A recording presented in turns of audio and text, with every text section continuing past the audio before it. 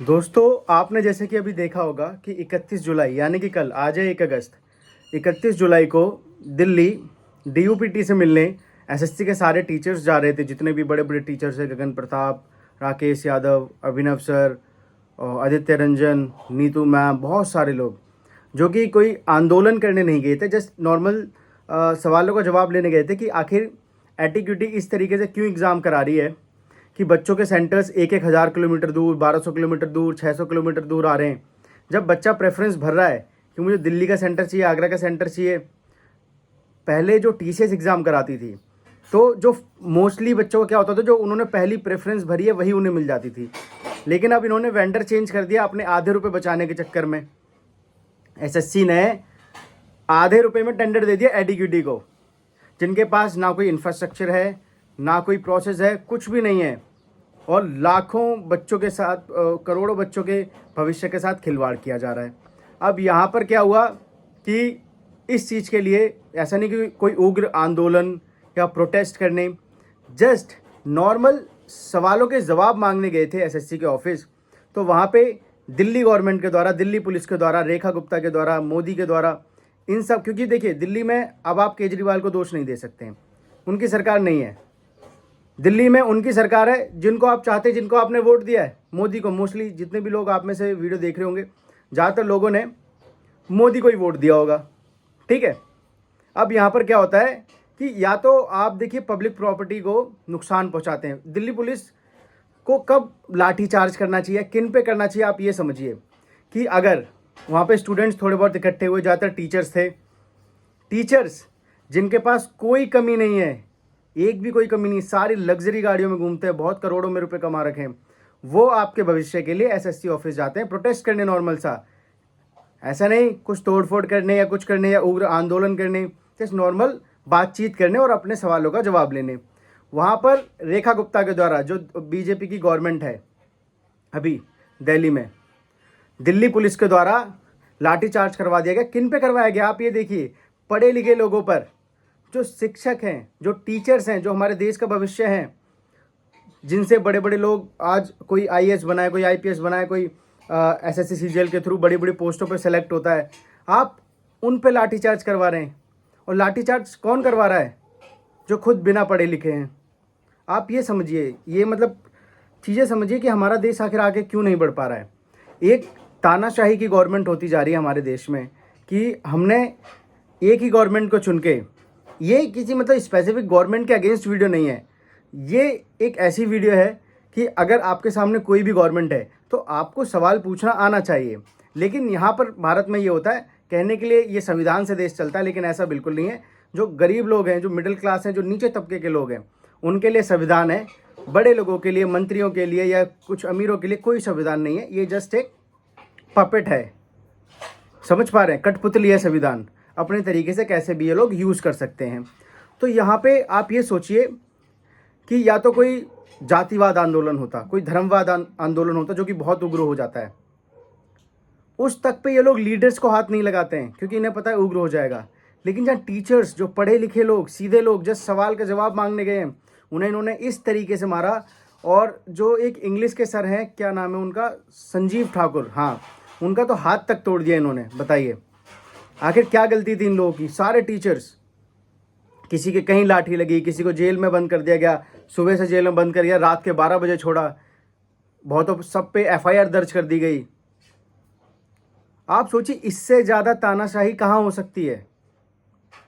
आप paper leak करा रहे हो, आप एग्ज़ाम्स टाइम पे नहीं करा रहे हो, एग्ज़ाम्स के सेंटर्स प्रॉपर नहीं दे रहे हो, आपको एग्ज़ाम्स के क्वेश्चन बनाने नहीं आ रहे हैं।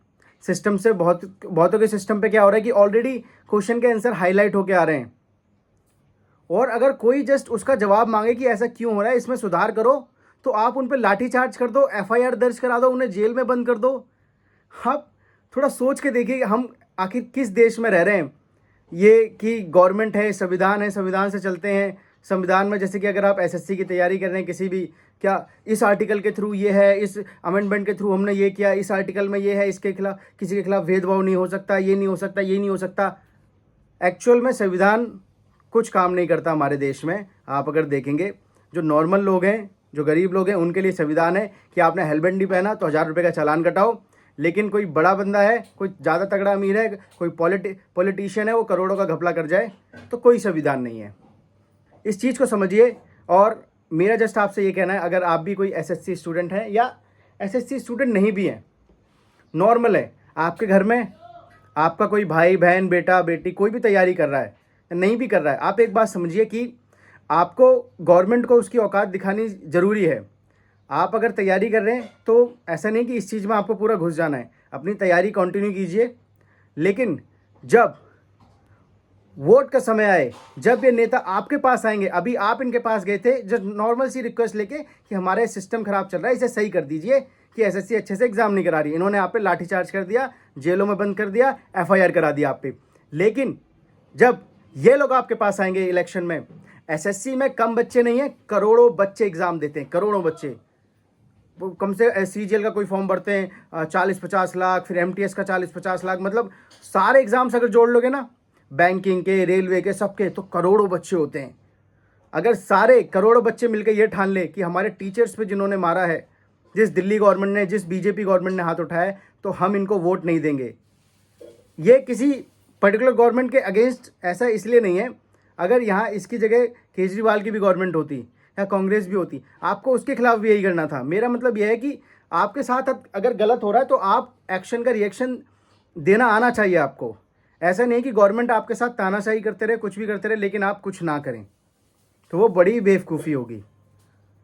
ठीक है, तो मेरी रिक्वेस्ट आपसे यह है कि अगर आप प्रोटेस्ट में नहीं जा पाए, एटलीस्ट आप वीडियो को शेयर करें, ठीक है, और वोटिंग का वेट करें। जब वोटिंग का समय आएगा, लोकसभा, राज्यसभा, जब भी चुनाव होंगे, तो आप या तो नोटा दबाइए या किसी ऐसी गवर्नमेंट को वोट दीजिए जिससे जो सामने वाली गवर्नमेंट, जो अपोजिशन है, वो भी कम से कम थोड़ी पावरफुल हो सके, तो कि सामने वाले से सवाल जवाब कर सके। अभी जो करंट में गवर्नमेंट चल रही है, उसने ये हाल कर रखा है कि सामने कोई गवर्नमेंट बची ही नहीं है, लोगों के सामने ऑप्शन ही खत्म हो गए, पूरी मोनोपोली बना दी है। ये कहते हैं ना, उसे क्या कहते हैं यार, वो यार एड्रोकेसी या ऐसे कुछ होता है, मतलब तानाशाही गवर्नमेंट। तो कुछ इस तरह की गवर्नमेंट चल रही है। तो आपको ज़्यादा कुछ नहीं करना है, पढ़ाई पे ध्यान दो। क्योंकि देखिए, एग्ज़ाम मुझे नहीं लगता जिस तरीके से ये डेली के डेली कुछ ना कुछ नोटिफिकेशन दे रहा है एडीयूटी या एसएससी, तो एग्ज़ाम्स तो होंगे। मे भी चांसेस हैं थोड़ा बहुत पोस्टपोन हो जाए, मे भी 15-20 दिन के लिए, 1 महीने के लिए, मे भी। बट आपको ये माइंड में लेके नहीं चलना है कि पोस्टपोन होंगे। तो अपनी तैयारी कंटिन्यू रखें, और वोटिंग के टाइम आपको इन नेताओं को जवाब देना है अपने वोट से, ठीक है। और दूसरी चीज़ मैं बताना चाहूँगा, अगर कोई निर्दलीय खड़ा है तो उसे वोट दो, कोई दूसरी पार्टी का खड़ा है तुम्हें अच्छा लगता है तो उसे वोट दो। ये नहीं कि बीजेपी को ही देना है, ये नहीं कि कांग्रेस को ही देना है। अगर आप कांग्रेस के सपोर्टर हैं, आप देखिए आखिर सच में कोई काम करा रहा है, और अगर आपको नहीं लग रहा कोई करा रहा है, तो नोटा का बटन दबा दो कि मुझे नहीं पसंद इनमें से कोई। ठीक है, समझ में आई इतनी बात? वीडियो को शेयर कर दो। वीडियो थोड़ी सी पसंद आई हो, वीडियो को लाइक करना, चैनल को सब्सक्राइब करना बिल्कुल मत भूलना। मिलते हैं किसी नई वीडियो में, तब तक के लिए जय हिंद दोस्तों।